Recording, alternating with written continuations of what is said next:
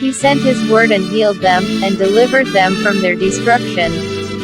This Sunday sermon series is coming from the stable of Christ Apostolic Church, Okamole Agboo DCC Headquarters, Agboo Expressway Junction, Ibadan, Nigeria, where the Word of God is undiluted, and prominently based on the salvation of souls. Kindly sit back, and digest this great impartation delivered by his vessel, Pastor S. Adabi Adams. Remain blessed as you listen in Jesus' mighty name. Amen.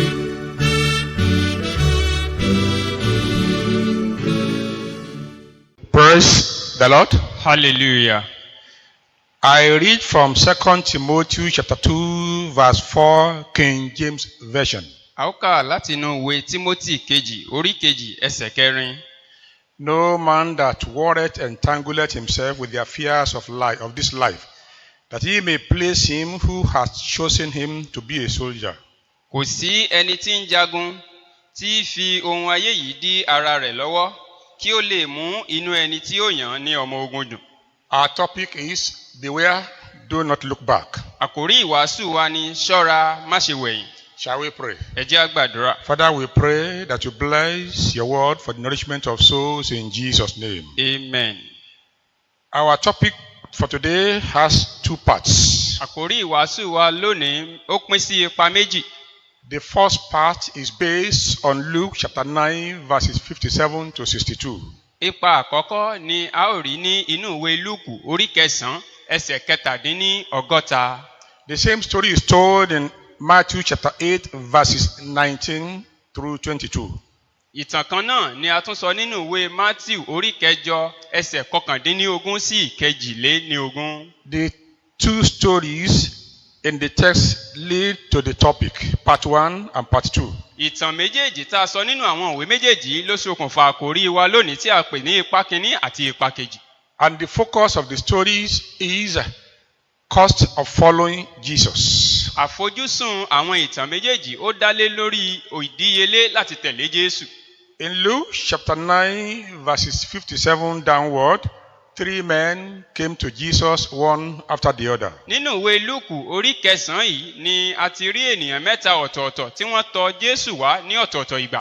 The first man came in verse 57 and he said unto Jesus, I will follow you wherever you go. Ẹni àkọ́kọ́ tó tọ̀ Jésù wá ní ẹsẹ̀ kẹtàdínní ọgọ́ta òun ni ó wí fún Jésù pé ibikíbi tí ìwọ bá ń lọ ni èmi ó lọ. But Jesus told him what to expect and the cost of following him. Ṣùgbọ́n Jésù sọ fún un pé ohun tó mọ̀ retí rèé o àti ohun tí ó ná láti tẹ̀lé mi. Foxes have holes and birds have nests, but the Son of Man has no place to lay his head. Ó ní àwọn kọ̀lọ̀kọ̀lọ̀ wọ́n ní ihò bẹ́ẹ̀ ni àwọn ẹyẹ wọ́n ní ìtẹ́ ṣùgbọ́n ọmọ ènìyàn kò ní ibi tí ó fi orí lé. Meaning that God made suitable provision for inferior animals. Ó túmọ̀ sí pé Ọlọ́run ṣe ìpèsè tí ó tọ́ fún àwọn ohun abẹ̀mí kéékèèké. And domestic animals have accommodations by the care of men. Ṣùgbọ́n àwọn ẹran ti ilé tí à ń sìn, àwọn ẹran ọ̀sìn ti ilé ni olówó wọn ó máa ń mójútó. Even the wild beasts are directed by instinct to proper places according to Job 39.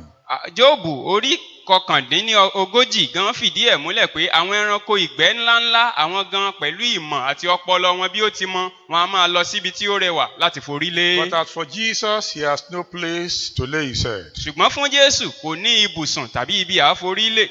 The first man, according to Matthew chapter 8 verse 9, is said to be a scribe. Gẹ́gẹ́ bí ìwé Matthew orí kẹjọ yẹn ti fi yé wa, ẹni àkọ́kọ́ ó jẹ́ akọ̀wé. He was a scholar and an authority of the law. Ọ̀mọ̀wé ni amòfin sì ni pẹ̀lú. He was a highly respected somebody among the people. Ó jẹ́ ẹni tí àwọn ènìyàn wọn a máa bu ọlá fún láwùjọ. He did not understand what it meant to follow Jesus. Òye ohun tí yóò ná láti tẹ̀lé Jésù kò tilẹ̀ yé rárá. But Jesus saw his mind. Ṣùgbọ́n Jésù rí ọkàn rẹ̀. He saw that he desired the fame of following a prominent teacher. Ó rí èròǹgbà ọkàn rẹ̀ pé ó fẹ́ láti máa tẹ̀lé ògbóǹtarìgì olùkọ́ni. Therefore, Jesus showed him his lowly character. Torí náà, Jésù wá ṣe àfihàn fún bí òun ti jẹ́ onírẹ̀lẹ̀ ọkàn tó. That unlike animals like foxes and birds, Jesus have no place where he could lay his head even at night. ó ní kì í ṣe bí àwọn kọ̀lọ̀kọ̀lọ̀ àti ẹyẹ ti ní ibùsùn àti ibùgbé, òun Jésù òun ò níbi tí òun forí lé tí ilẹ̀ bá ṣú. Jesus had no permanent home. Jésù ò ní ilé kan gbòógì. He had no fixed address. Kò ní àpèjúwe kan tí a mọ̀ọ́mọ̀. He had no property, Kò ní ohun ìní kankan. nothing and nothing. Kò tiẹ̀ ní ohun kankan rárá. The man did not ready for self-denial and he looked back. Ọkùnrin àkọ́kọ́ yìí kò ṣetán láti gbáradì fún iṣẹ́ náà, ó sì wẹ̀yìn. In verse 59, Luke chapter 9, the second man came. Ní inú ìwé Lúùkù orí kẹsàn-án yìí ní ẹsẹ̀ kọkàndínláàádọ́ta It was ọgọ́ta Jesus who ọkùnrin called yìí him wá. and told him, follow me. Ó ní ọkùnrin kejì tí ó wá tí Jésù sọ fún wípé tẹ̀lé mi. But he asked for a time of preparation. Ṣùgbọ́n ọkùnrin yìí béèrè lọ́wọ́ Jésù àsìkò láti lọ gbáradì. Let me first go and bury my father. Ó ní jẹ́ kí n kọ́kọ́ lọ ṣòkú bàbá mi ná. He begged for a day. Ó bẹ̀bẹ̀ fún ọjọ́ kan. Elisha did the same when Elijah called him. Èlíṣà ṣe bákan náà nígbà tí Èlíjà pè é. In 1 Kings chapter 19 verse 20. Nínú ìwé àwọn ọba kìíní orí kọkàndínlógún ẹsẹ̀ ogún. The excuse of this second man. Àwáwí ọkùnrin kejì yìí. My father is old. Ó ní bàbá òun ti darúgbó. He cannot live long. Ó ní kò tiẹ̀ lè pẹ́ kú mọ́. He will need me. Lásìkò yìí yóò nílò mi. Let me go and attend to him. Ẹ jẹ́ kí n lọ dá lóhùn. After his death, Nígbà tó bá wá kú tán, I will come and follow èmi ò wá you. máa tẹ̀lé ọ. But Jesus did not grant his request Ṣùgbọ́n Jésù ò fààyè gbà á. because he knew that if he returned to worldly employment, he will kill his devotion. Torí pé ó mọ̀ pé tí ó bá ti lè padà sínú ojúṣe ti ayé, yóò pa ìtara tẹ̀mí rẹ̀. The third man came. Ẹnì kẹta tọ̀ Jésù wá. Luke chapter 9 verse 61. Ìwé Lúùkù orí kẹsàn-án yìí náà ní ẹsẹ̀ kọkànléní ọgọ́ta. Like the first man, he desired to follow Jesus. Gẹ́gẹ́ bí ọkùnrin àkọ́kọ́, òun náà pòǹgbẹ láti tẹ̀lé Jésù. But like the second man, he was not totally ready. Ṣùgbọ́n bí ọkùnrin kejì, òun ò pinnu nínú ọkàn rẹ̀ láti tẹ̀lé. He came with a divided mind. Ó wá pẹ̀lú ọkàn méjì. To him, Sí òun, he was about to enter into a service where he would no longer see any members of family again. ó dàbí ẹni pé òun fẹ́ wọ iṣẹ́ tí òun ò tiẹ̀ ní fojú rí ẹbí ará tàbí ìbátan mọ́. But that was not true. Ṣùgbọ́n ìyẹn ò rí bẹ́ẹ̀ rárá. We read how Jesus followed Peter to his house and he met his mother-in-law sick and Jesus healed the mother-in-law. A kà nípa bí Jésù ṣe tẹ̀lé Pétérù wọ inú ilé rẹ̀ lọ tó sì bá ìyá ìyàwó rẹ̀ lórí àkéte àìsàn tó sì mú lára dá. According to verse 62 of Luke chapter 9, Jesus rebuked the man. Ní ẹsẹ̀ kejìléní ọgọ́ta ní inú ìwé Lúùkù orí kẹsàn-án ni Jésù ti bá ọkùnrin náà wí. And he said unto him, Ó sì wí fún un pé, No man having put his hand to the plow and looking back is fit for the kingdom of God. kò sí ẹni náà tí ó bá ti jẹ́ fi ọwọ́ rẹ̀ lé ohun ìtùlẹ̀ tó bojú wẹ̀yìn tó yẹ fún ìjọba ọ̀run mọ́. A person who holds the plow cannot keep on a straight furrow if he looks behind. Ẹnikẹ́ni tí ó bá ti dáwọ́ lé ohun ìtùlẹ̀ tó ń wà á lọ tó bá fi lè bojú wẹ̀yìn kò lè dúró lórí ọ̀nà tóóró náà mọ́. It is like Jesus was telling him that if you look back, Ó dàbí pé Jésù wá ń sọ fún un pé tó o bá ti wẹ̀yìn o, you are not fit. ò yẹ mọ́. Because looking back Nítorí pé wíwẹ̀yìn is drawing back. ó ní ṣíṣubú padà sẹ́yìn. Is Jesus carefree? Ǹjẹ́ Jésù wá jẹ́ aláìbìkítà bí? No. Rárá o. It is not that Jesus was against care for our loved ones. Kì í ṣe pé Jésù lòdì sí kí á ní ìfẹ́ sí àwọn ìbátan wa. But such love should not be an excuse from our duties to God. Ṣùgbọ́n irú ìfẹ́ bẹ́ẹ̀ kò gbọ́dọ̀ jẹ́ àwáwí sí ojúṣe wa sí That Ọlọ́run. leads to part 2 of the topic. Yìí ló mú wa wọ inú ìpele kejì, ipa kejì Beware. àkórí wa ṣọ́ra. Do not look back. Má ṣe wẹ̀yìn. According to our text, 2 Timothy chapter 2 verse 4, Gẹ́gẹ́ bí ibi kíkà wa nínú ìwé Tímótì kejì orí kejì ẹsẹ̀ kẹrin. no man that worketh entangleth himself with the affairs of this life, that he may please him who has chosen him to be a soldier. Kò sí ẹni tí jagun tí ń fi ohun ayé ìdíra rẹ̀ lọ́wọ́ kí ó lè mú inú ẹni tí ó yàn ní ọmọ ogun dùn. In the passage, Ní ibi kíkà yìí. following Jesus is compared to 3 professions. Títẹ̀lé Jésù a fi wé iṣẹ́ ọwọ́ mẹ́ta. Number 1, Àkọ́kọ́, military service in the Roman army. ó dàbí iṣẹ́ ọmọ ogun nínú ìjà ogun Róòmù. Number 2, Ohun kejì, athletics or sport. ó dàbí eré ìje sísá. And number 3, Ìkẹta, farming. iṣẹ́ àgbẹ̀. Number 1, Ohun àkọ́kọ́ yìí, a soldier. àwọn ọmọ ogun. In the military service of the Roman soldier then, Nínú at the iṣẹ́- time we are nínú iṣẹ́- writing the story, nínú iṣẹ́ ogun jíjà àwọn ọmọ ogun róòmù ní àsìkò tí à ń kà tí wọ́n kọ ibi kíkà yìí no Roman soldier was allowed to marry kò sí ọmọ ogun róòmù kan tí a gbà láyè láti fẹ́yàwó àbí or ọkọ engage in any trade. tàbí ṣiṣẹ́ òkòwò mìíràn. They were forbidden to take up any assignment while in service. wọn ò gbà wọ́n láyè láti dáwọ́lé ohun mìíràn yàtọ̀ sí iṣẹ́ They ogun were jíjà. excluded from relations and engagements which could divert their mind from military engagements. wọ́n yà wọ́n nípa kúrò lọ́dọ̀ ẹbí àti ará ìbátan tó lè ṣí ọkàn wọn kúrò nínú ojúṣe wọn. They must read their code of conduct from time to time, wọ́n gbọ́dọ̀ máa ka ìgbésẹ̀ àti ìgbékalẹ̀ ètò iṣẹ́ wọn and they lójoojúmọ́. must keep to the order from their commandants wọ́n dẹ̀ gbọ́dọ̀ máa gbọ́ràn sí òfin àti ìtọ́ni láti ọwọ́ àwọn ọ̀gá wọn with lẹ́nu. full obedience. ìgbọràn pátápátá. In some countries today, ní àwọn orílẹ̀-èdè kan lágbàáyé military men are kept in the barracks àwọn ọmọ ogun wọ́n máa ń fi wọ́n pamọ́ sí bárẹ́kè to cut them off from civil life. láti lè yà wọ́n kúrò ní inú ìgbé ayé ti ara. Therefore, followers of Jesus must endure hardship like Roman soldiers. torí náà àwọn ọmọ ogun Jésù pẹ̀lú gbọ́dọ̀ ní ìfaradà gẹ́gẹ́ bí àwọn ọmọ ogun. Number 2, in sport, ìkejì tí í ṣe eré ìje. self-discipline is not compromised. ìṣẹ́ra ẹni kò ṣeé fọwọ́ yẹpẹrẹ mú. You watch your weight. ẹ máa yẹ ara yín wò. You are withdrawn into the camp for training. á yà wọ́n nípa sí apá kan fún ìgbáradì. You must fully comply with the rules of the games. ẹ ṣe tán láti gbọ́ràn sí òfin eré náà lẹ́nu. 2 Timothy chapter 2 verse 5 says, ìwé Tímótì kejì orí kejì ẹsẹ̀ karùn-ún wípé if a man also strives for mastery, yet he is not crowned except he strive lawfully. bí ènìyàn bá tilẹ̀ ń sáré ìje síbẹ̀ a kì í dé ládé àfi tí ó bá sá a ní àṣeyọrí. In sport, after victory, ní inú eré ìje lẹ́yìn ìṣẹ́gun you'll be tested to know if you use performance enhancement drug. nígbà tí wọ́n bá parí eré ìje náà wọ́n ó yẹ̀ wọ́n wò bóyá wọ́n tiẹ̀ lo oògùn olóró tó fún wọn lágbára. Followers of Jesus must deny self. àwọn ènìyàn ọmọ ogun àtẹ̀lé Jésù wọ́n gbọ́dọ̀ máa yẹ ara wọn wò. According to 1 Corinthians chapter 2 verse 27, gẹ́gẹ́ bí ìwé Kọ́ríńtì kejì orí kejì ẹsẹ̀ kẹtàdínlọ́gbọ̀n it says, ó wí pé but I keep under my body and bring it into subjection, lest that I am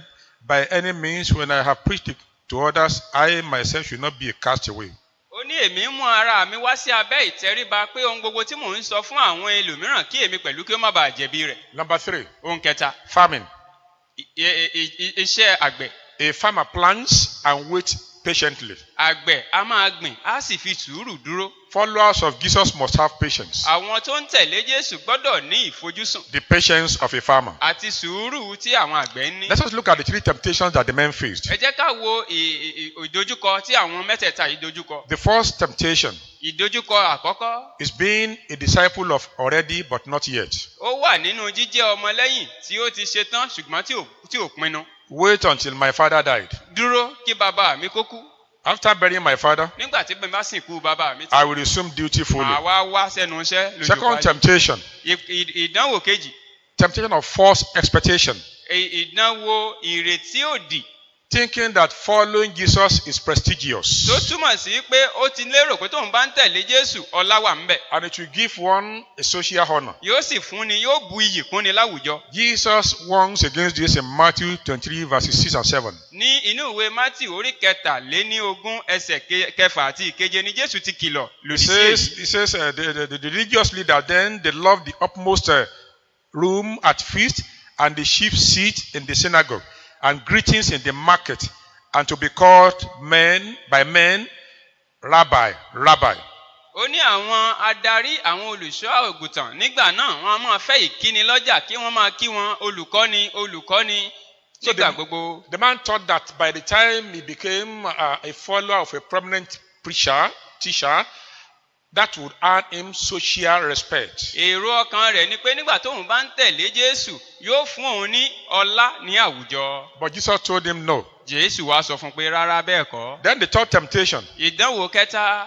that our duties to our relation will excuse us from our duties to our Creator. pé níní àjọṣepọ̀ pẹ̀lú àwọn ìbátan wa yóò yà wá nípa kúrò nínú ojúṣe sí Ọlọ́run ẹlẹ́dàá wa. Every believer faces such temptation Gbogbo and more. onígbàgbọ́ kọ̀ọ̀kan ló ń ní ìdojúkọ mẹ́tẹ̀ẹ̀ta yìí. No excuse must prevent us from obedience to the call of Christ. Kò sí àwáwí kankan tó gbọ́dọ̀ yà wá nípa kúrò nínú ìpè sí ojúṣe nínú When we Kristi. seek the favor of the world, Nígbà tá a bá ń wá ojú rere ayé, we betray the interest of God. a ó ṣe lòdì sí ìfẹ́ Ọlọ́run. When God calls for duty, Nígbà tí Ọlọ́run bá pe ní sójúṣe, like Apostle Paul in 1 Corinthians in Galatians chapter 1 verse 16, gẹ́gẹ́ bí Paul ti wí nínú ìwé Galatia orí kìíní we don't need to ẹsẹ̀ confer kẹrìndínlógún. with flesh and blood. Ó ní à nílò láti fi ara wa jìn fún ẹran ara àti ẹ̀jẹ̀. Our zeal for God must put God first, like the Levite. Ìtara wa ó gbọ́dọ̀ fi Ọlọ́run síwájú gẹ́gẹ́ bí àwọn ọmọ Léfì. Jesus cannot accept second place. Jésù ò gbà ká fi òun sí ipò kejì nínú ojúṣe. He must reign. Ó gbọ́dọ̀ jọba. Jesus called believers to sacrificial life,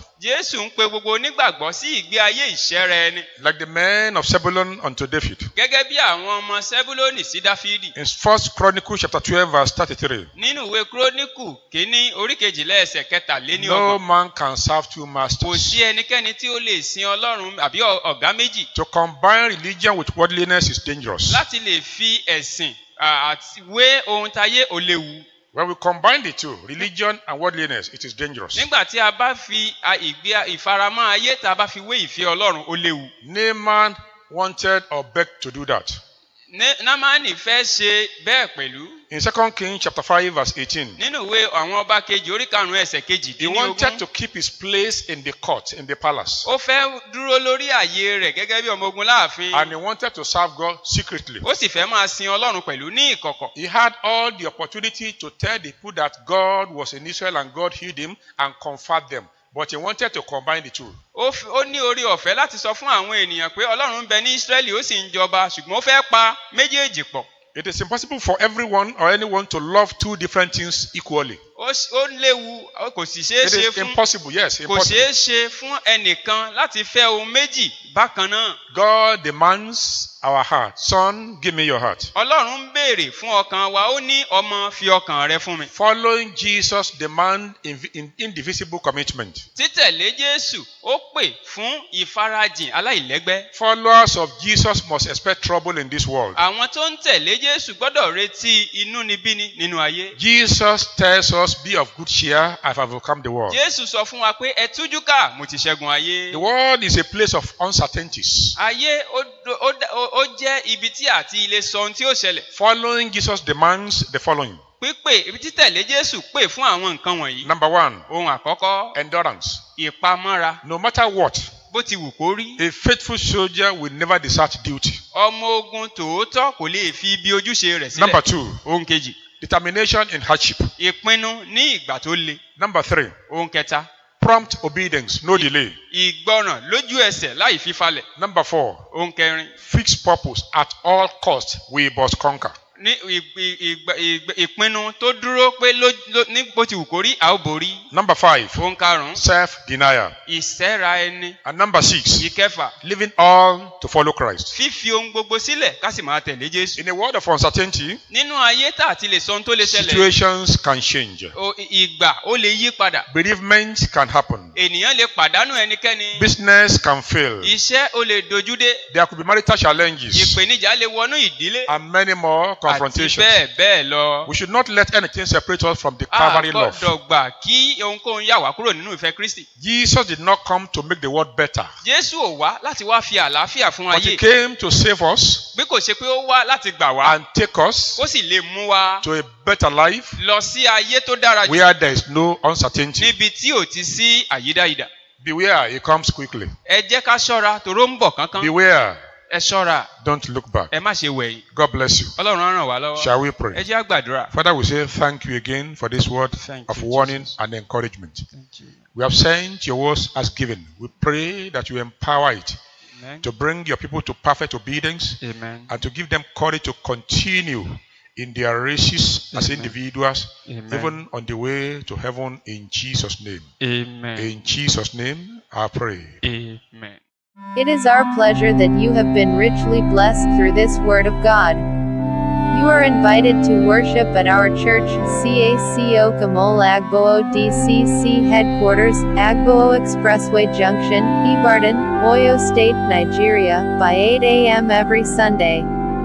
For the audio and video clips of Sunday sermon series prayers and counseling, please contact 0803-505-9044, 0803-505-9044, or send email to c8cokamolagbooDCC@gmail.com.